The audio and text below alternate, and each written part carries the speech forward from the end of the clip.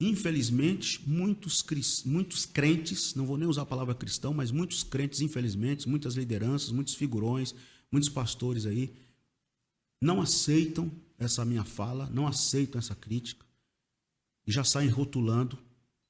E a ideia da rotulação ora é para descredibilizar, então eles não têm o que falar da minha pregação, não têm o que falar da minha mensagem, não têm o que falar do meu caráter, não tem mancha para achar em mim, na minha família, na minha mulher, nos meus filhos, né?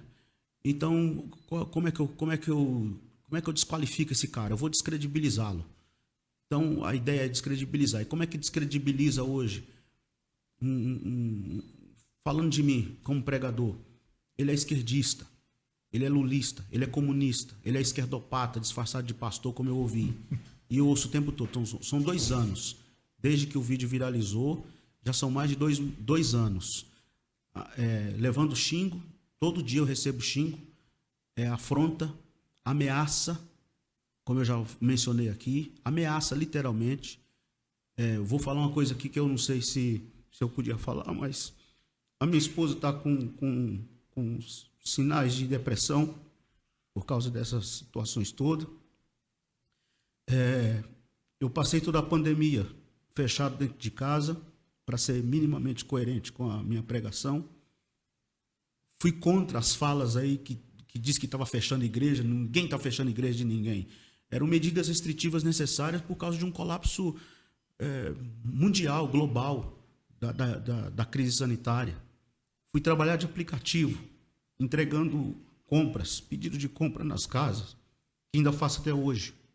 Não recebi, não tenho salário de igreja, não recebi ajuda de ninguém me ligou, ninguém me perguntou se eu precisava de ajuda, de nada. Recebi ajuda de gente que eu nem imagino, gente que eu nem conheço. Gente que eu nem conheço, que falou: pastor, eu estava aqui em casa e eu vou te mandar uma ajuda aí. E mandava lá um pix de R$50, uma coisa lá e tal.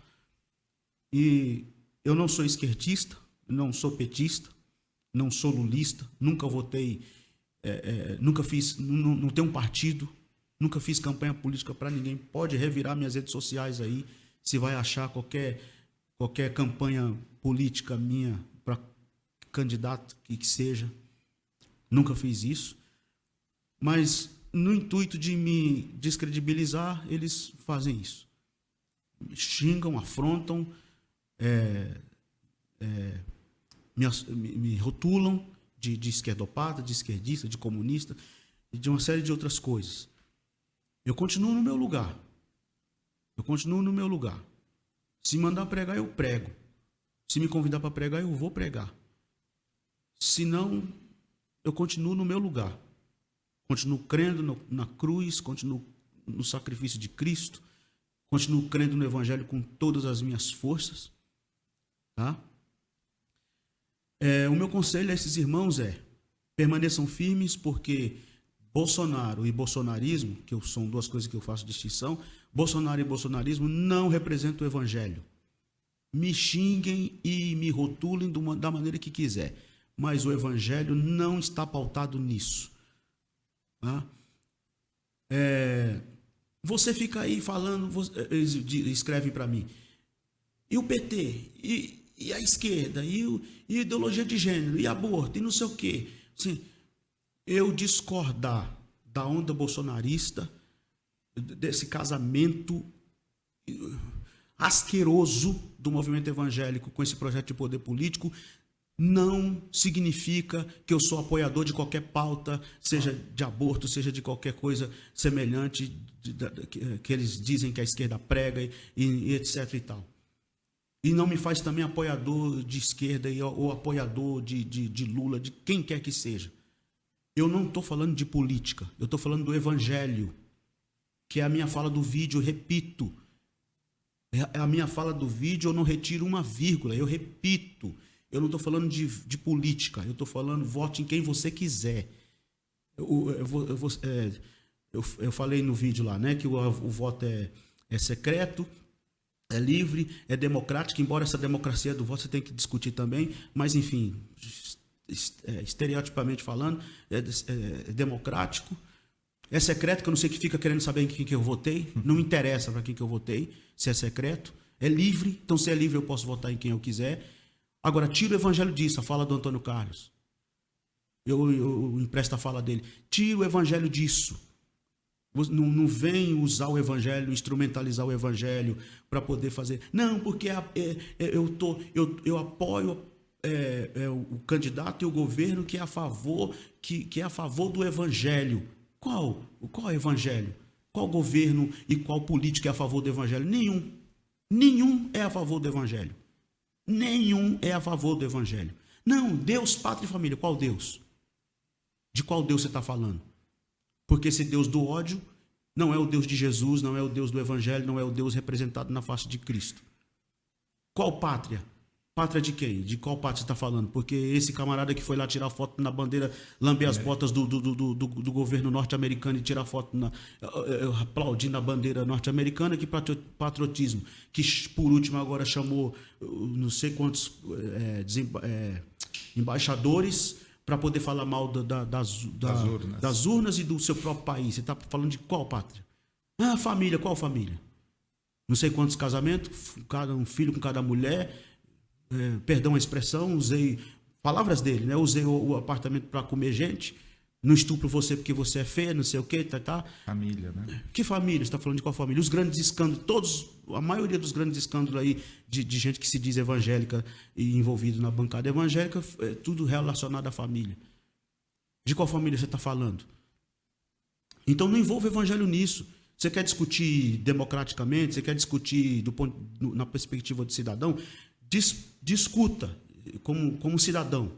Ah, mas nós somos igreja, a igreja de Jesus, mas está na terra, nós somos cidadãos. Então, sim, então cumpra com o seu papel como cidadão, cumpra com seus deveres e obrigações como cidadão e deixa o evangelho quieto, sem sujar, porque o que estão fazendo é vituperando o evangelho. Cuspiram na cruz de Cristo, envergonharam o evangelho de Jesus Cristo. Líderes, grandes figurões aí, levaram candidatos para batizar lá no Rio Jordão, fizeram o número 17 humano dentro do Rio Jordão. Eu lembro disso. E ficaram gritando lá, mito, mito, mito, dentro do Rio Jordão. Se eu não estou enganado, o pastor que batizou está em cana, né? O pastor que batizou o presidente está preso. E ficaram gritando, Bolsonaro, lá dentro do tanque do batismo, rapaz, blasfemando do batismo, que uma grande parte da ala evangélica, teologicamente falando, considera o batismo como um sacramento do cristianismo, zombando do batismo, e para mim, na minha experiência, o batismo tem um significado muito grande, porque eu me batizei no dia 16 de dezembro de 1990. Foi a experiência, eu diria, essa experiência que mais marcou a minha vida, porque eu tenho, claro, assim, na minha mente, eu penso que ali foi a minha maior e mais legítima experiência de conversão, porque no dia 16 de dezembro de 1990, eu tinha 12 anos, sol quente, domingo à tarde eu fui me batizar. Desci assim no tanque, aí o pastor ficou falando comigo ali, a profissão de fé, e eu sei o que foi que ele falou, porque a gente na igreja, a gente sabe, né, qual é o ritual ali, né? Mas eu não estava nem prestando atenção no que ele estava falando. Porque enquanto ele falava comigo ali, eu estava na minha cabeça e no meu coração orando. E falando, Senhor, eu te seguirei pro resto da minha vida. Eu fiz esse voto dentro do tanque de batismo. Eu te seguirei pro resto da minha vida, custe o que custar, venha o que vier. Um adolescente de 12 anos, pregador da favela, que não tinha a menor ideia das implicações do que isso significava. Mas eu fiz esse voto dentro do batismo. Eu te seguirei, custe o que custar, para o resto da minha vida. Nem se imaginava que peso tinha isso na minha vida. E as implicações. Para eu ver o movimento evangélico fazendo isso aí. A sensação que eu tive em 2018 foi de frustração. De frustração. Eu me senti perdão a expressão, eu me senti um palhaço. Eu me senti um grande otário. Me dê licença da expressão, mas eu me senti um grande pagador de mico. Meu Deus, a minha infância, a minha adolescência, pregando o evangelho, acreditando nesse projeto bonito que é a igreja. Não tem um projeto mais maravilhoso, mais bonito, mais nobre, mais extraordinário do que a igreja de Cristo. A igreja clandestina, a igreja peregrina, a igreja caminhante, a igreja invisível, a igreja militante, a igreja de Cristo. Corpo místico de Cristo. Não tem nada mais extraordinário do que a igreja, mais encantadora do que a igreja. A igreja de Cristo que Jesus falou: eu edificarei essa minha igreja e as portas do inferno não prevalecerão contra ela.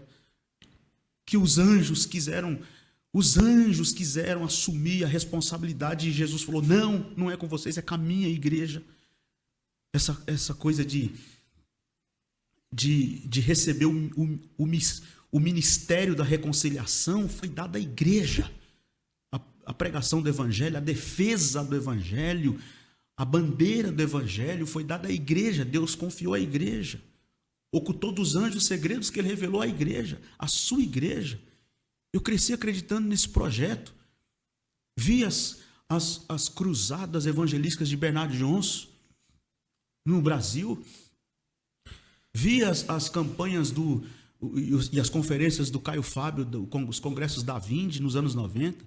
Vi o congresso Geração 90, sonhando com Billy Graham nos Estados Unidos, com Jimmy Swaggart, que veio no Brasil no final dos anos 80, aquelas cruzadas evangelísticas, eu lendo Os Heróis da Fé, do Orlando Boyer, chorando em cima da página do livro e dizendo: Senhor, é isso aqui.